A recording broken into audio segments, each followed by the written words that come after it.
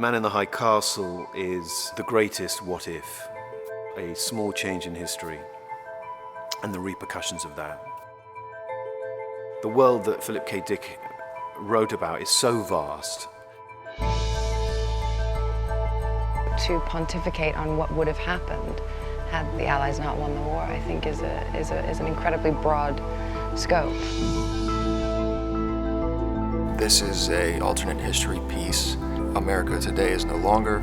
The Axis have won the war, the Allies have lost. Nazi Germany has taken over New York City. And Imperial Japan has taken over the West Coast, San Francisco. I read The Man in the High Castle in college, and it was one of those books that made a huge impression on me, and that has stuck with me ever since. You gotta take your hats off to this guy.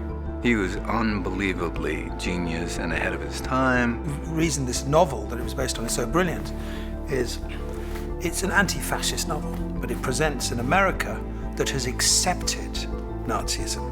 And that's why it's chilling, because the book and this TV series shows to a certain extent how people just get on with it. Hey, Harry. See Kyle. I can't imagine doing a show more ambitious or on a bigger scale than The Man in the High Castle. Well, we're creating a world on the show in the past that never existed. Do you know the last time he wasn't on TV?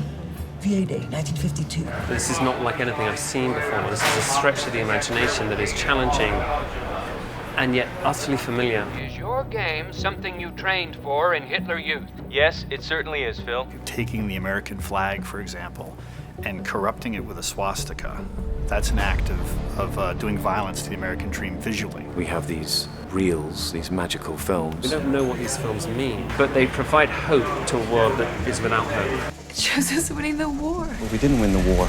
That's what they told us.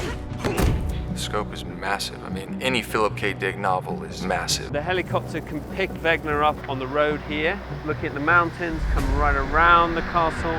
We're in Berlin, in the Victory Column. It's like shutting down Central Park. And action! Seeing Nazis around the Victory Column is chilling, really. The scope is grand and the sets are absolutely mind-blowing and down to every detail.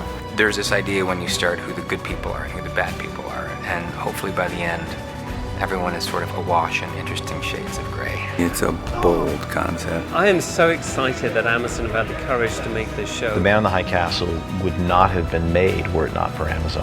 We just want to do something that we think is great. I am free!